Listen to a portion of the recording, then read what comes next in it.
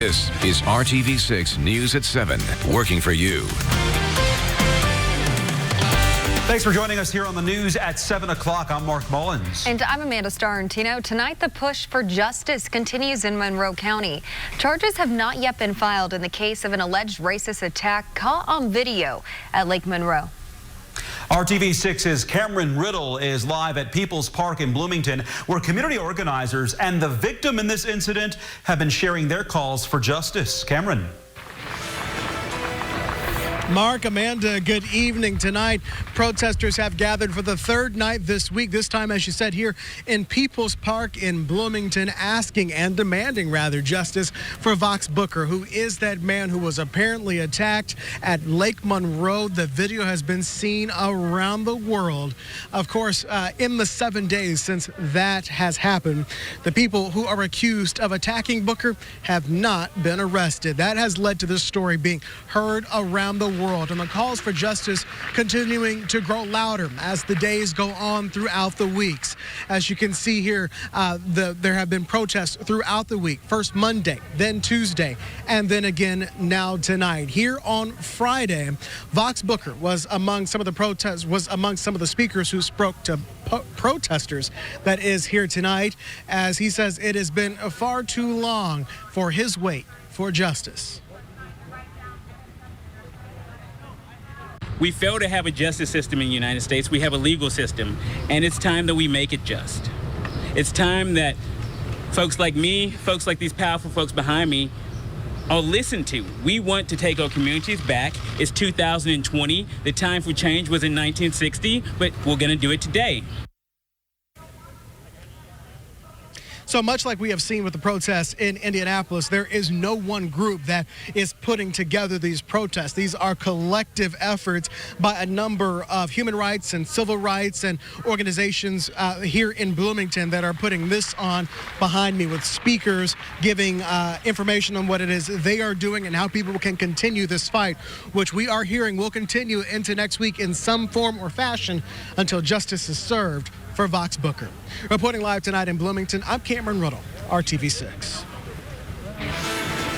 And thank you, Cameron. Boy, a change in wind direction has brought about a change in humidity and temperature. All of this just as we head into the weekend. There's the peak gust in Indianapolis, 35-mile-per-hour gust, and I do think we'll continue to see 20-mile-per-hour gusts through the evening and into tonight.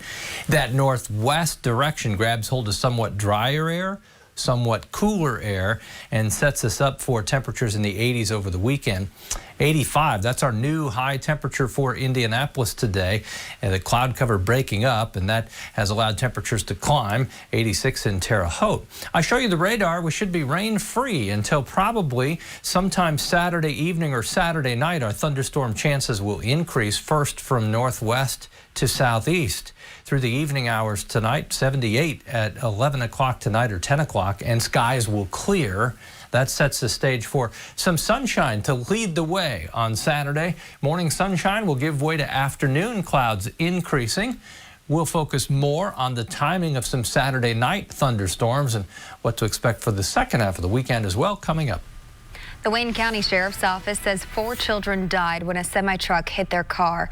And they also believe the driver of the semi had been using drugs at the time. The crash happened just after 5 Thursday evening on I-70 eastbound near the Cambridge City exit.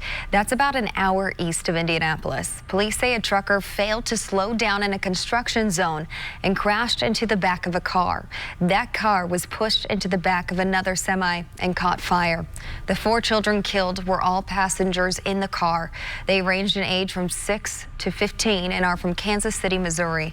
The driver of the car was pulled out and is in critical condition. And the semi-driver is from Ohio. He was not injured and was booked into the Wayne County Jail. He faces preliminary charges of reckless homicide and operating a vehicle while intoxicated, causing death and serious injury. Indiana Republicans have rejected a bid by State Attorney General Curtis Hill to seek re-election. Instead, they've chosen former Congressman Todd Rokita as the party nominee. Rokita beat Hill by about 4 percentage points to secure the nomination.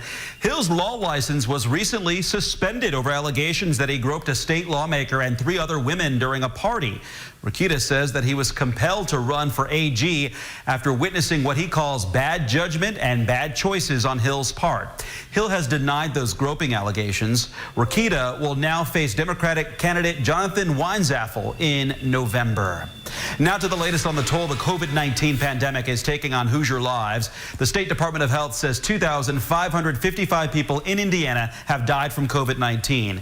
More than 50,000 have been diagnosed with the virus, and more than 550,000 people have been tested, with 9.1% testing positive. A local high school football player has tested positive for COVID-19. That player is a student at Fishers High School. The school has canceled its remaining football practices this week. The team had been practicing in small groups according to IHSAA guidelines when the positive test was announced. A group of players who were in contact with the infected player will be quarantined for the next 14 days as a precaution. And Indianapolis High School may soon drop the nickname it's had since the 1890s. Emmerich Manual High School is reviewing its use of the name Redskins as a school nickname and mascot. Manual is now being operated by Crystal House for IPS as a charter school. Today, the director of Crystal House Indianapolis told RTV6 it was time to reconsider the name in light of the national dialogue about representation of people of color in society. She says they will be involving the Manual Alumni Association, the Greater Southside Community, IPS, and local Native American representatives in the discussion on the new mascot. Construction continues on a major development near downtown. How the project is already planning on keeping guests safe once the doors open. eChannel.com/rebound. This is RTV6 News at 7, working for you. After years of planning, work to turn the old Coca-Cola bottling factory into something brand new is well underway. One piece of the project is preparing to open in the coming months. RTV6's Cornelius Hawker found out where it stands and why nearby businesses that are dealing with the pandemic are optimistic. The development as a whole, just for the district, it continues to make really great progress. Amy Isbell Williams, Bottleworks Hotel's general manager, explains what all this construction will eventually look like when it's finished. It's a 139-key boutique hotel.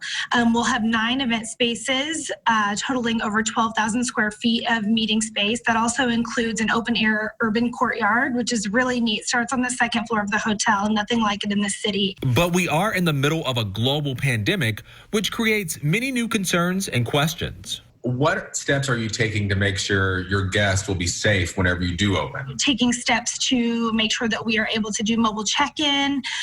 We are utilizing a service called Alice. The guests can text the front desk if they need something, and then they can put it outside the door, and it's a no-contact solution. All the businesses in the immediate area of this massive project are watching the work closely, knowing that their success will be a positive thing for them. Overall, we just thought it would be a good location with a brand new hotel coming in. Gen Con is typically the biggest event we have here in Indianapolis. It brings tens of thousands of people. Those people usually book their hotels, give it a year in advance or so. Jason Rice, store manager at Moonshot Mass Ave, knows people going to Gen Con will flock to their store for board games and card games. Being situated across from the Bottleworks Hotel puts them in a prime spot. If the hotel comes along and if all the other Bottleworks facilities open up, the stores and everything they have planned there, that would be fantastic. Obviously, if they don't, things won't be as good, but we're hoping to get by. That's how many employees of businesses near what will be the new hotel are feeling. Cautiously optimistic as the pandemic continues. Amy, though, is sure the Bottleworks Hotel will be open toward the end of this year, and it'll be a good thing for everyone. They're going to bring them to that very east end of Mass Ave where, maybe people aren't venturing that far, and now it's going to be, a landmark for people to come to. Working for you, Cornelius Hawker, RTV6. The Bottleworks Hotel, a food hall, movie theater, along with retail and office space make up the first phase of the $300 million project. We have more details about the development in this story at theindychannel.com. 11 Indiana food banks are receiving state aid to help meet growing statewide needs during the pandemic. The State Department of Agriculture will distribute $300,000 among the 11 food banks. It's estimated that the pandemic will cause food insecurity to rise by 40% this year in Indiana. This will put 1 in 5 Hoosiers at risk of hunger and includes more than 414,000 children who don't know where their next meal is coming from. Food banks all over the state will receive the aid. The largest distribution will go to Gleaner's Food Bank here in Indianapolis at more than $96,000. They want to give young people a safe place to be, and they also want to keep them out of trouble at night. Up next year, the programs that will be available all summer at several city parks. And thunderstorms tomorrow night. We'll get into the timing a little more specifically. A few could be strong, and your weekend temperature straight ahead. See Peterson Lexus. The summer weather combined with the pandemic keeping us inside for months. You can imagine area teens are ready to get out of the house. RTV6's Cameron Riddle tells us that starting tonight, Indianapolis is providing young people with a safe place to have fun this summer. Keeping teens of Indianapolis safe and out of trouble is the goal of Safe Summer, a citywide initiative aimed at reducing violent crime in Indy. Each week we are bringing a message about community engagement, family engagement, conflict resolution, and also safety. The Safe Summer program is backed by Indianapolis Mayor Joe Hogsett, whose office is collaborating with community programs and leaders to provide safe spaces for Indy's youth in 3 different parts of the city. Casby Williams says the program is an opportunity for young people 13 and older to have fun while knowing someone is watching out for them. We want to reach those young people that feel as if no one cares about them. We want to reach out to those young people who may not have a strong family structure. We want to reach out to those young people who are looking for stuff to do on Friday nights because they get bored and they don't want to get in trouble. Safe Summer will take place every Friday night from 7 until 10 p.m. This year's activities include everything from basketball to swimming to video games to movie nights and workshops on conflict resolution and even hygiene. Williams says last year's program gave a Friday night home to more than 300 teens across the city. This program is important because we see the need that young people do want to get out the house and have fun and engage in their community. In Indianapolis, Cameron Riddle, RTV6. Safe Summer starts tonight and will take place weekly until August 14th. You can find activities at Bethel Park on the near southeast side, Municipal Gardens on the west side, and at the Community Alliance of the far east side. Kevin. And the good news for that and any other outdoor activity this evening, I think you'll enjoy a nice change. The humidity's coming down. It stays dry, most importantly, and the temperatures are comfortable. The wind will still gust over 20 miles per hour through the night. That's grabbing hold of the drier air and will deliver that to central Indiana, lowering the humidity a bit. 82 in Zionsville, as you look at temperature in Edinburgh, couple degrees warmer, 84 in Castleton as well. Statewide temperatures, Fort Wayne's in the upper 70s, the swirl of rain and clouds still clipping the northeastern portion of the state, while southwest Indiana, Evansville at 87. The wind, not quite as strong as earlier today where we had gusts over 30 miles per hour, but still northwest 15 with some higher gusts. As you look at the weekend, we've been talking about cooler temperatures. It's still warm tomorrow. That's an above average high temperature, 88. Chance for thunderstorms with us through Sunday. It begins Saturday night. I want to point out, I think Monday's probably the most comfortable day in the forecast to put all the pieces of the puzzle together. Sunshine and low humidity and comfortable temperatures. That should all coalesce or come to Monday in the forecast. During the day tomorrow, lots of sunshine in the morning. As we get to the afternoon hours, the clouds increase, temperature jumps into the middle to upper 80s, and the thunderstorms hold off. There's your hourly forecast again, about 88 in the metro area. Temperatures from north to south just slightly above average for this time of year. 7 o'clock tomorrow night, a broken line of some thunderstorms. Bloomington up to around Greencastle, then to Delphi and Lafayette. The line comes together more solidly from Peru to Kokomo to the east side of Indy down to Seymour at 9. Then 11 o'clock, that pushes to the east. We'll still have some thunderstorms overnight into the morning hours. A few of these storms at any time during the day tomorrow may have some gusty winds associated with them. Then we're in a marginal risk for severe storms. 7-day forecast. Temperatures Monday, as I mentioned, lower 80s with sunshine and lower humidity. We quickly turn it the other way. We start the climb. Wednesday 91, we're at 92 as we get to Thursday, and then 95 on Friday. That would be our warmest temperature since 2018. We've hit 94 on 2 occasions. We'll be back with more news at 7 right after this.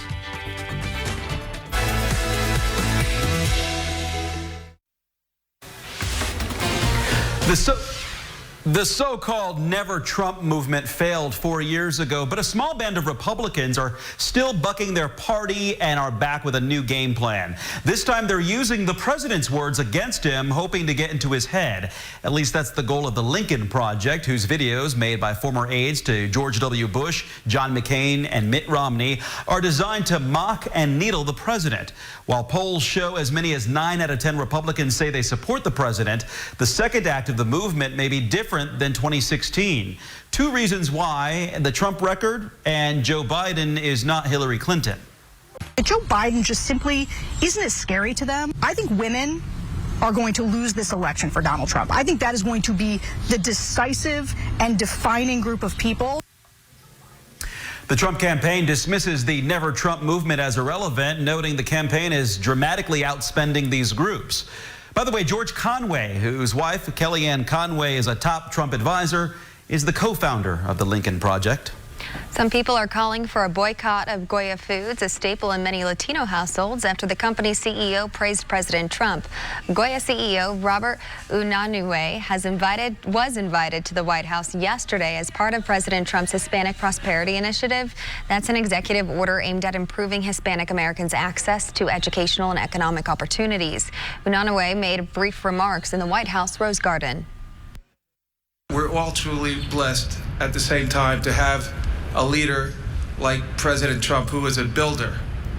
And that's what my grandfather did. He came to this country to build, to grow, to prosper. And so we have an incredible builder, and we pray. We pray for our leadership, our president, and we pray for our country that we will continue to prosper and to grow. The hashtag Goya Away started trending this morning on social media Friday. President Trump is unpopular with many Hispanic Americans. You may recall he began his campaign by criticizing Mexicans for being, quote, rapists and bringing drugs into the United States. He has spent much of his presidency trying to build a wall along the southern U.S. border, and he enacted a policy that separated children from parents when they were caught at the border. Researchers are trying to find out why men are more than twice as likely as women to die from coronavirus. Experts say the gender gap is similar to what we've noticed with the flu and hepatitis. Women tend to recover much faster and generally have strong immune responses. Doctors are zoning in on the X chromosome, which carries genes that are linked to immunity. Women have 2 X chromosomes and men only have 1. Doctors are also looking at hormones like estrogen, testosterone, and progesterone. Walmart is planning its own membership program. The retailer is reportedly close to launching a service similar to Amazon Prime. Walmart Plus is set to be unveiled this month. A yearly subscription is $98 and includes same-day delivery, fuel discounts, and other perks. Grocery options are also reportedly included to take on Amazon's ownership of Whole Foods. Walmart has already been experimenting with one-day delivery in some areas. His alligator show shut down right now because of the pandemic, but that isn't stopping Michael Wollmer from helping his animals stay comfortable while they are social distancing. Wollmer says he could tell the gators were confused by the lack of crowds at their show in West Palm Beach, Florida at first. So the self-described gator crusader decided to change his approach. The first day or two, I had 1 or 2 that would just kind of sit in the back of the pen like, I don't know what's happening, something's weird. I started singing to them, I read them books, I talk to them, and then all of a sudden they're like, all right, I know this guy, it's okay. Wollmer says he's posting his videos of his gator singing and other interactions on YouTube, and also live streaming to reach people all over the world.